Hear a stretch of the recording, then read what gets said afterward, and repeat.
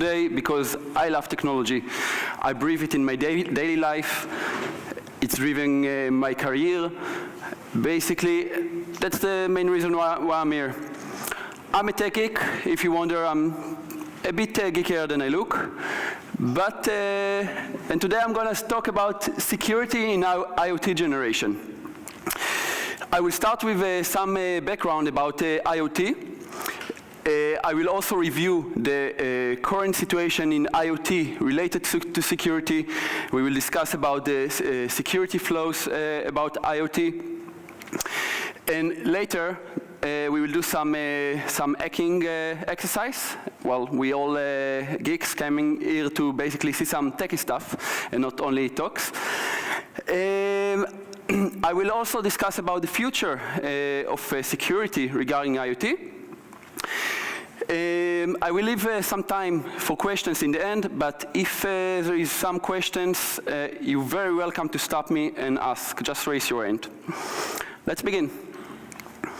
I would like to start with a few questions. How many of you have Facebook? Oh, that's quite some. How many of you use Twitter? How many of you sent a message via WhatsApp in the last 15 minutes or even now while I was talking? People are downloading, people are sharing videos, photos.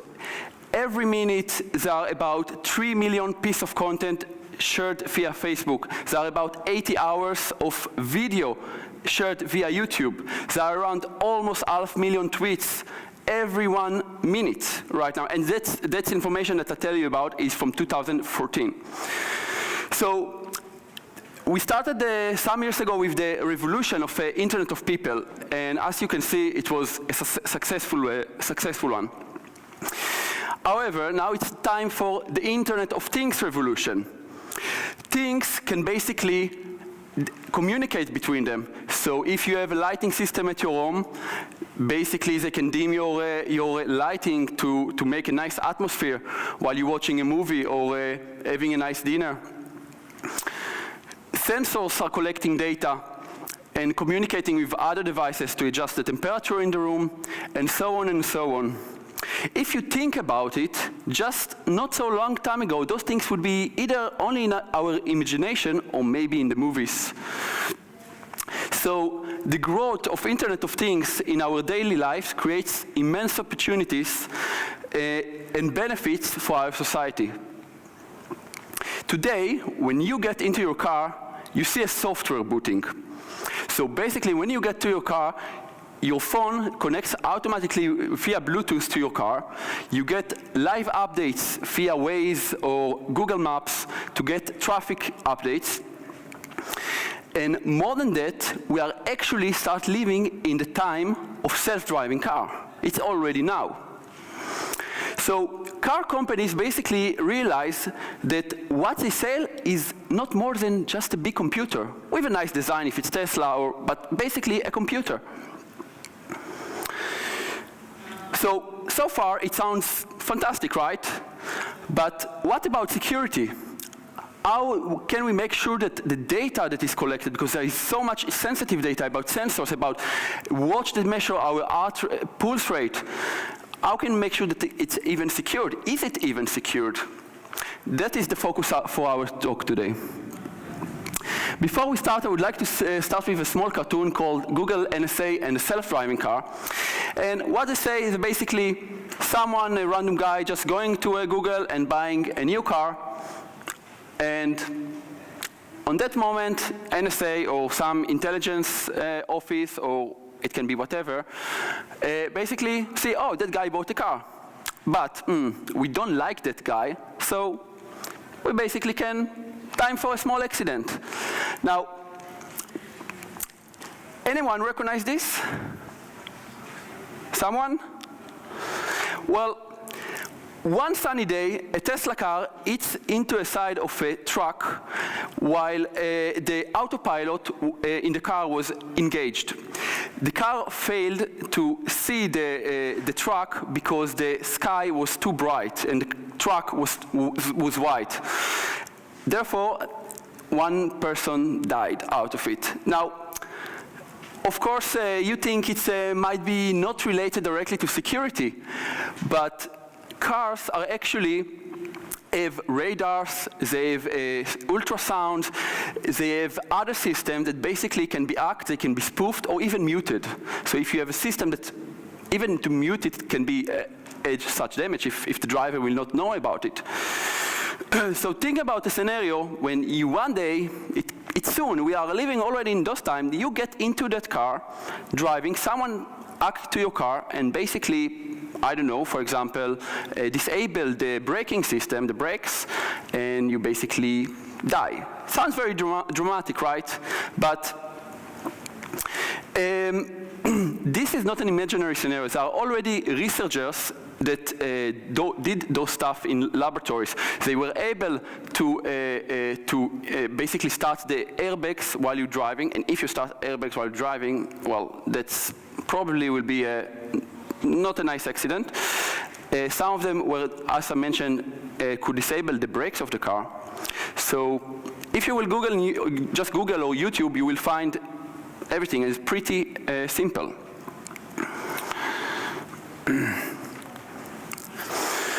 How many people here have a smart TV?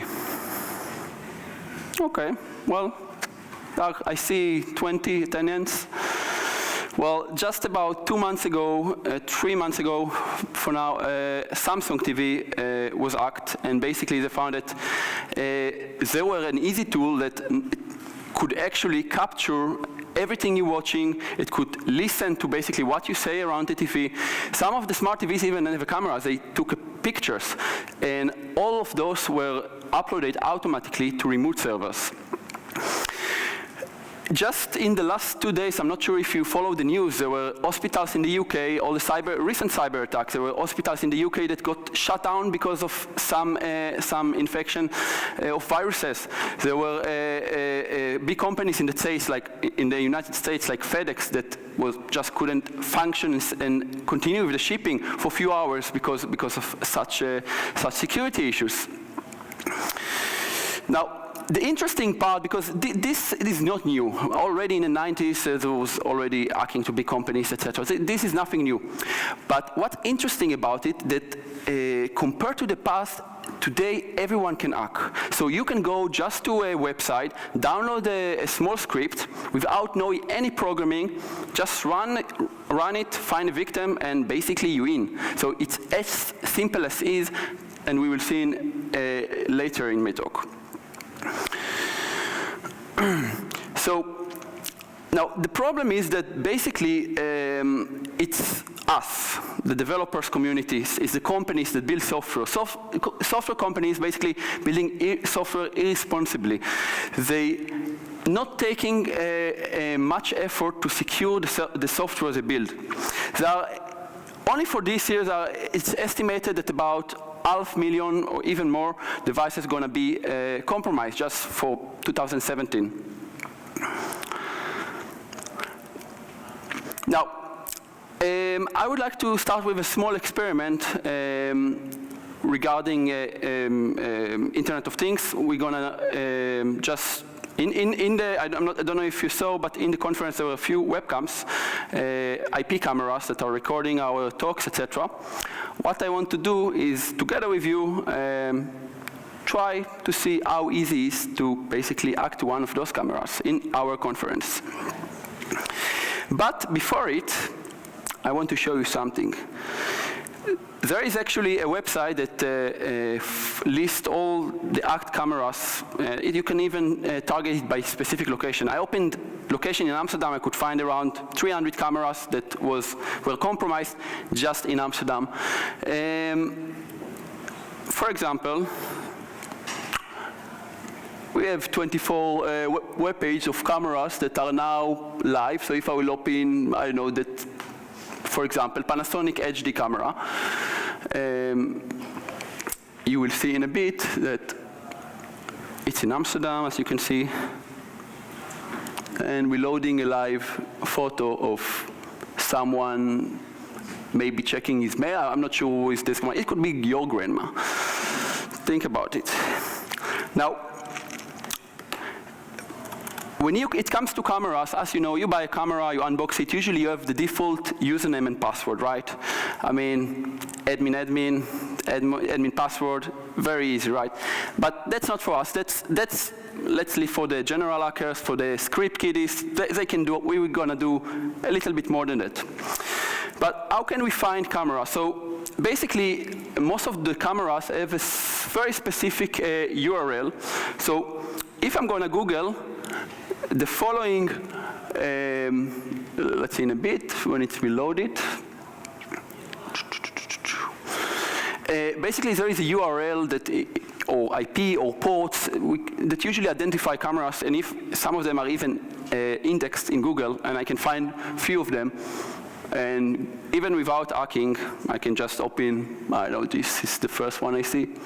Let's try if it works. As you see, oh, someone came also to the room. I'll close it so it will be quicker. So let's see what we found. So those are the real basic. Just so you can see already, it's pretty simple, right? But let's say there is like a, by the way, those are Panasonic, Samsung, Foscam, like big companies that you think they will secure the cameras and the IoT devices, right? But not really, apparently.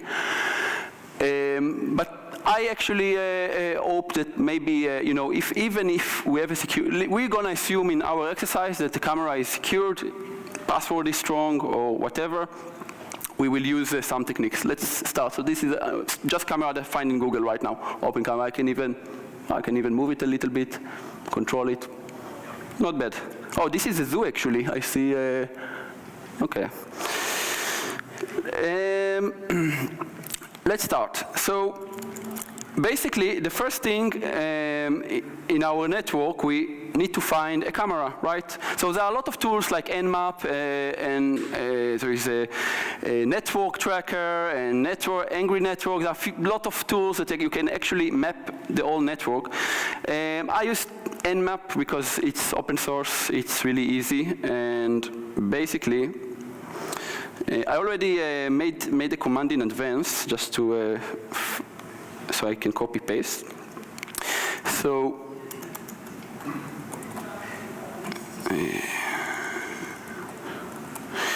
basically, I'm not sure if you can see clearly, but that command, what it does, basically scan all the subnet of our internal network here in the conference.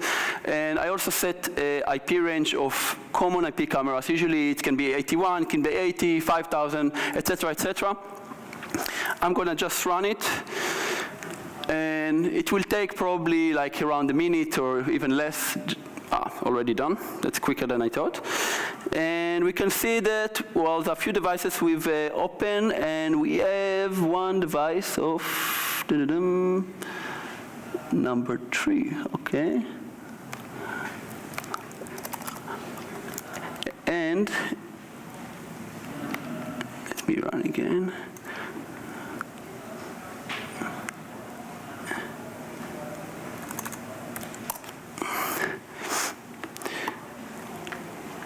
I'm not sure if you can see clearly, but there was already device. Oh, this is better. So I'm not sure if you can see, but basically we found one device on port ending with 2, and port 81 is open TCP. It's HTTP server. Let's check what's there. So I'm gonna open it 100 and.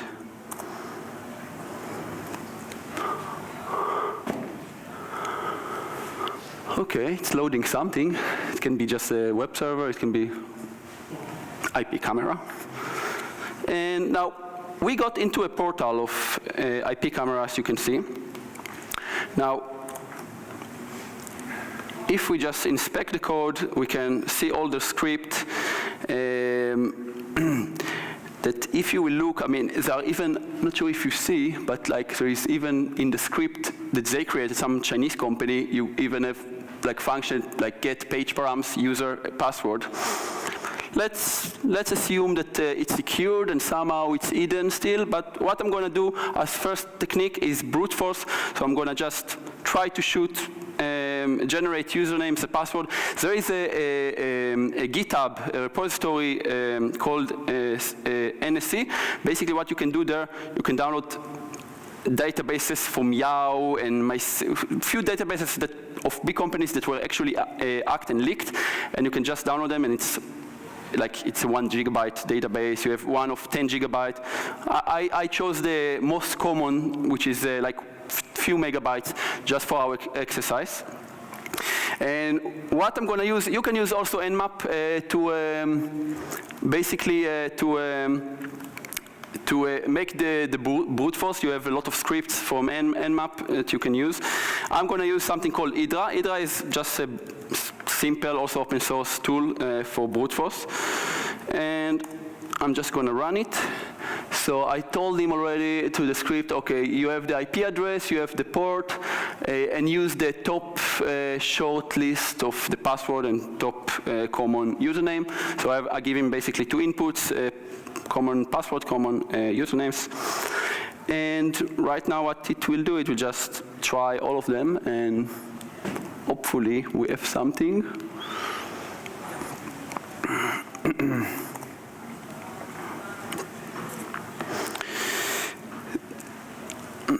Okay, we got something. So, well, as you can see on that IP, we have login admin, password admin 1, 2, 3, 4, 5. Well, now let's see if it works.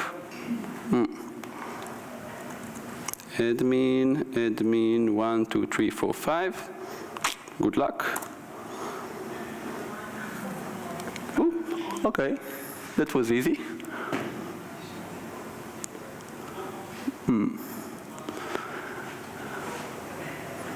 Okay, it's loading.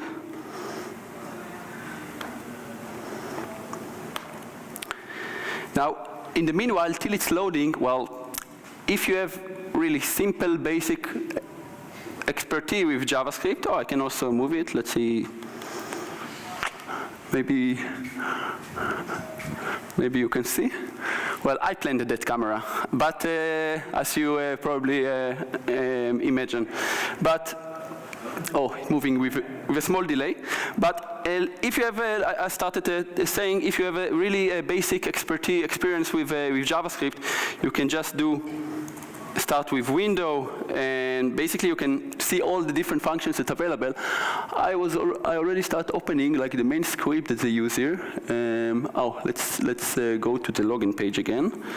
122 on, and then HTML.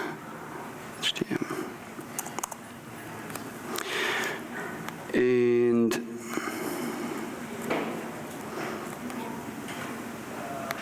okay, now I'm in the login again. Let's say that the camera company secured and did like that after 5 trials it blocks the IP or something, and brute force will not work. But if we do some reverse engineering for the JavaScript, I mean, I don't need to think. I can just think about function name like get.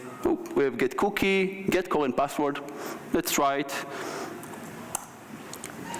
Okay. Well, easy, right?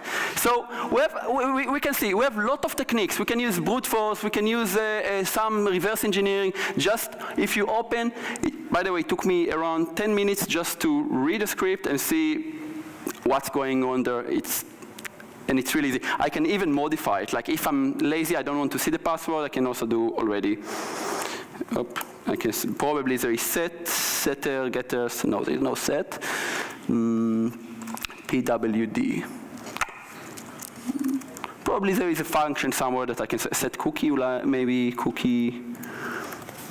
Okay, I can set cookie, maybe cookie, I don't know what it gets. Probably.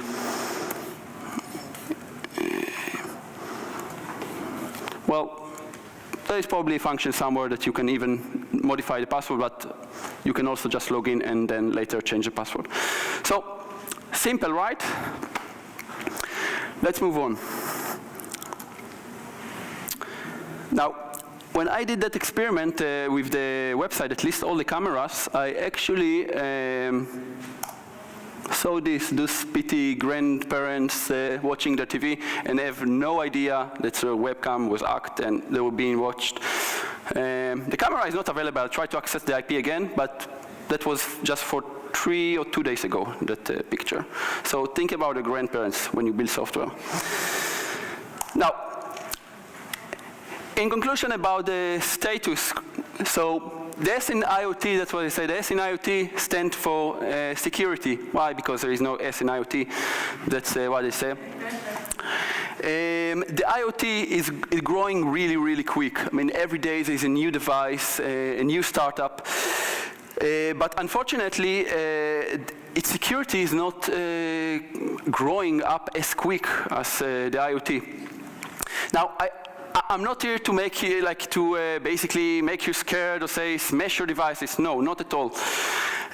But at least to be aware about the situation, because this is camera, but tomorrow it's a self-driving car, it's a medical machines, or that today you, for example, have it's not even new. Like for a year ago, I saw a startup that basically developing automated insulin for diabetes that controlled by a computer, and it goes via Wi-Fi and report. Think about it.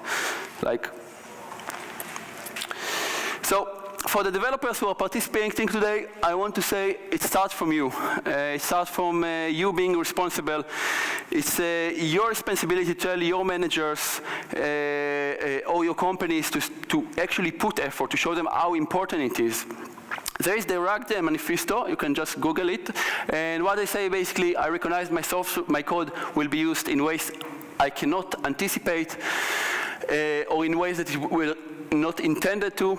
I recognize that my code will be attacked, and basically I'm up for that challenge.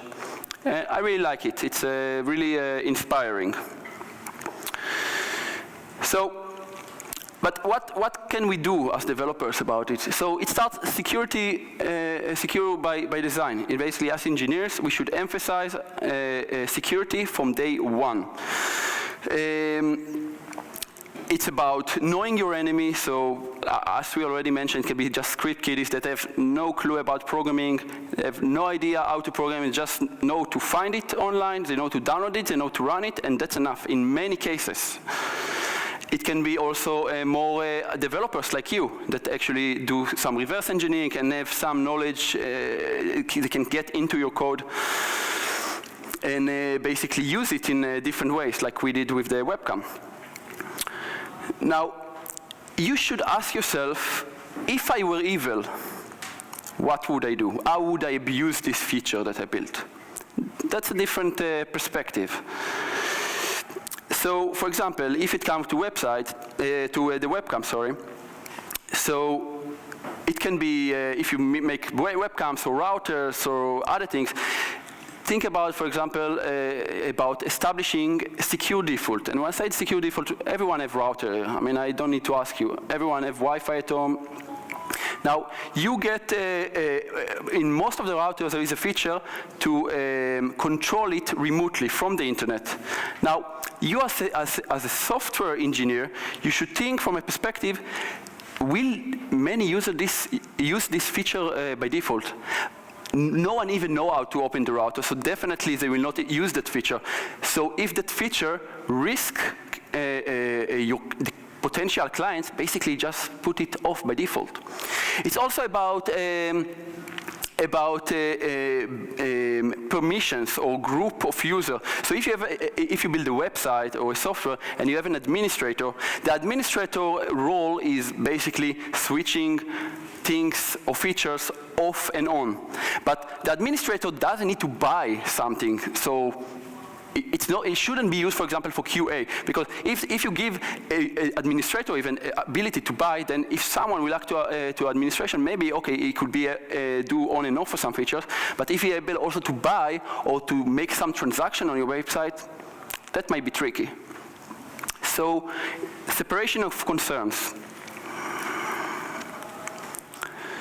Now, those are a few examples, by the way, with additional things that could be avoided by security by design. So you have, for example, that URL, and it just runs a script, and someone can change your input just with a different path that actually shows the password for the whole machine. Or things like, for example, that it runs a file or upload a file or whatever, and someone can manipulate it and and basically download the file. So if someone will run it, and this will not be secured, so someone will be able to see your backend source code. It can be even a cookie, so someone can modify your cookie and basically inject something to your system. So I guess most already familiar with XSS injection, with CRSF, and so on and so on. So I'm not going to focus on that, but all those things, if you will just think a little bit about design with security, those could be avoided. And there are a few keys called CIA, confidentiality, integrity, and availability. Basically, the first one talks about allowing access only to regarding to what the user is allowed to see. Integrity is about ensure that the data cannot be changed or modified by unauthorized users. And availability means that the user who actually permitted to see the piece of data will be able to. So if you consider each of those three pillars, this will assist you to build more secured software.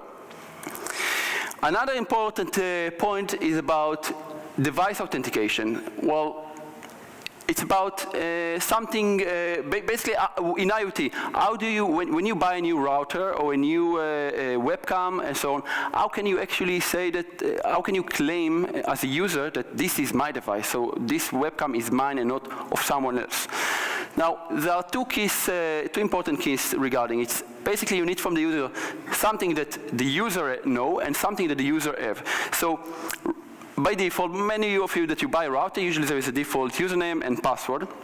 Instead, what can be done is maybe have a unique QR code on the box, because the user that bought it is the only one who has the box. So that's another thing. You can just scan it with a mobile app or something and basically say, okay, that is my device. And then you can enforce him also to change a password, to choose his own password. That is one technique. There are a lot of such techniques. You can just Google more about it. But that's another important key when you make, especially when you make IoT devices. Think about how a user can claim the device, and also how to secure it on the go. So enforcing it to have a password, SMS, two-factor authentication. There are a lot of techniques. Just check more about it. Another point that I would like to discuss about is what I call the security of the smart home. So many of the devices that you have at home, the smart devices, they are connected to some hub or some router or Wi-Fi. So because you need to connect to a central point. So if you have Philips Hue, for example, it has its own hub. If you have a smart TV, it's connected to your own Wi-Fi. Now, think about it. Usually, in the past, we used to secure devices per device. So you would install antivirus and firewall on the device. Some routers even their own firewall, or even like some link scanning. But what I introduce, that can be really cool idea, for example, is basically adding a layer that secures those devices. So if you secure on the level of the central point, of level of a hub or a router, that can be already a game changing. So if you inspect, for example, you can use some, in the future, some monitoring with artificial intelligence to see if there is a unusual activity on the router. So is it some packets or that seems to be maybe an exploit or maybe a hacker? So that could be really cool. So at least if these devices are not secured, at least the upper layer protects them. So there are a few companies that actually develop such solutions. There is a Bitdefender, there's a build Bitbox that does something like that. There is Avast or AVG that has worked on such a device called Chime. If it's interesting, you just look for it. So there is a lot of things bubbling about how to secure your smart home. And the market is just growing because the IoT is growing so quick. So also the security, slower, but nowadays it's becoming better and better. On top of it, what's important is, of course, standardization. So right now there is no rules or standards. I mean, if you build a Wi-Fi device, those are strict Wi-Fi by governments. Regarding IoT, there is currently nothing. There is the open community. If you will look for a few frameworks, you can find a few frameworks that actually design some standards, but again, it's not like IE or something that is official yet. So hopefully within the next few years there will be something that enforce better security for those IoT devices. Because again, like I mentioned, those IoT devices are collecting very sensitive data. They might affect directly our health when it comes to medical devices or cars or other things like that. So it's really important that there will be a change, and it starts from you, basically, developers. Developers, managers, product managers, and so on. So, in conclusion, IoT creates a lot of opportunities in our life. It creates a lot of benefits. It's really nice that things are automated. When you get into your home, the temperature is set nicely to the temperature that you like. The lightings are cozy. But on the other end, security is still a big issue in IoT. And it can be improved by standardization, it can be improved by new innovation. So like the different layer of security that I mentioned, this is a growing market, so if you're personally interested in it, you can do a lot of innovation also regarding security. Because just a small insight, I work for one of those antivirus companies. Antivirus market is going down, it's not relevant, because in the 90s, 2005 approximately, Microsoft had a lot of security problems, etc. But nowadays, Microsoft and Apple, they're taking security to their ends. So you have integrated antivirus, you have, if it's Windows, also with Apple. So the security is already built in your computer. But when it comes to IoT, it's not really the case.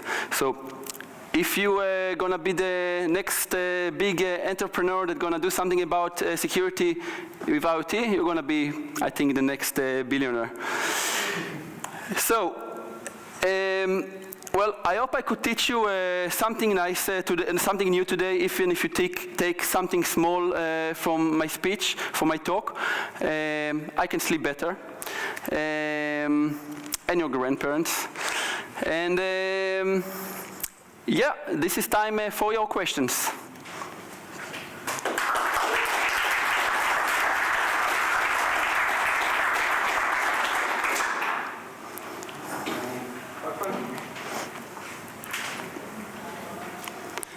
Either it was boring or everything was clear. So, thank you for your talk. So, one thing you maybe skipped over a bit is, so this example of this grandmother at some point somewhere in some room, he said, yeah, it could be your grandmother. And then I think, so what? Well, to elaborate a bit on the real danger? Well, okay, so today there are, compared to the past, there is new crimes. So today, there are a lot of, there is a new crime called ransom. So basically, someone take your pictures or your data and basically ask you for money, or otherwise it will be released or deleted. So there are a lot of, there are new viruses, for example, that if it infects your computer, they encrypt all your data, and they ask you, you have to pay X amount of money within 7 days. And every day that you don't pay, they increase the amount, and you have nothing to do about it because it was encrypted. So it depends how much your data is important to you. How much, of course, okay, in the webcam thing, no, I guess no one will ask, it's not like kidnapping your grandmother, but it's basically kidnapping your personal information. And it can be your, for example, if you have an Apple Watch or another medical device, Fitbit, that just check your heart rate and other medical information, Well, if they will be published, I guess it's something that your insurance company would like to know about, for example. So, I don't know. For me, my data is very important. My privacy and my personal information is important, and so of my family. Does it answer your question? No. Yeah.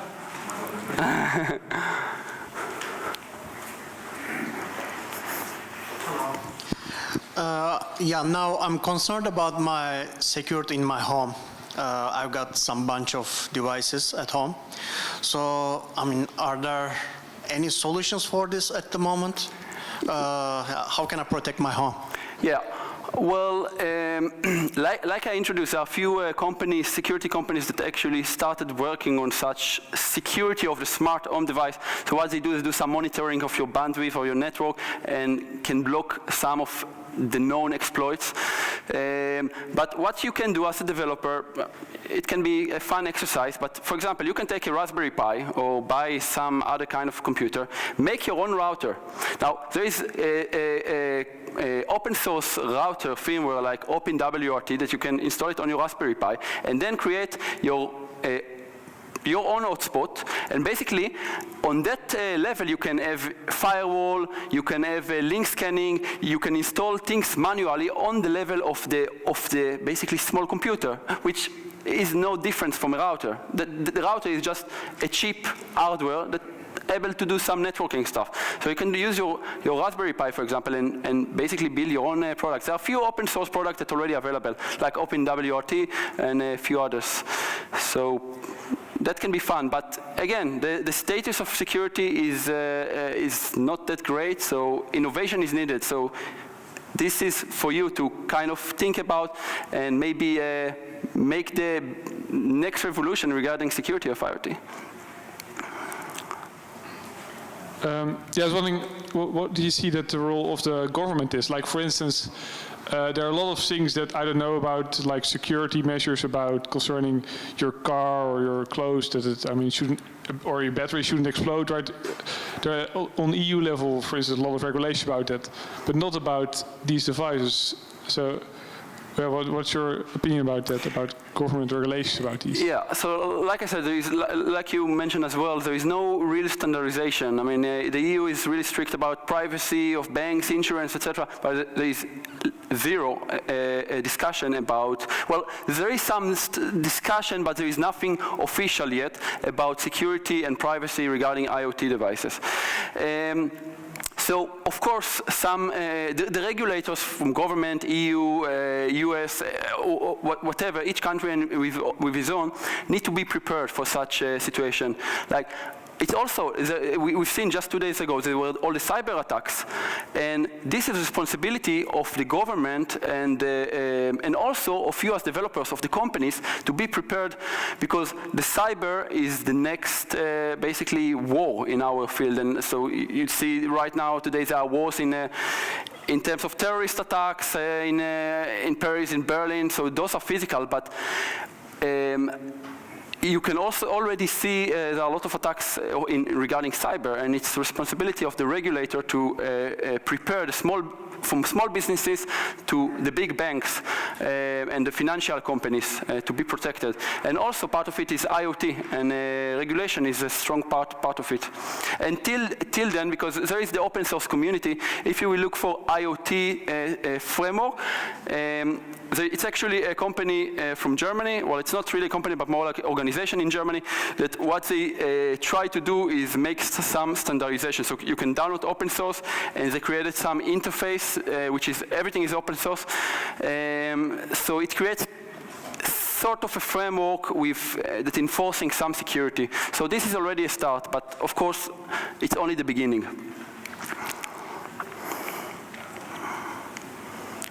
Cool. I think that's everyone. Yeah. Thank you very much.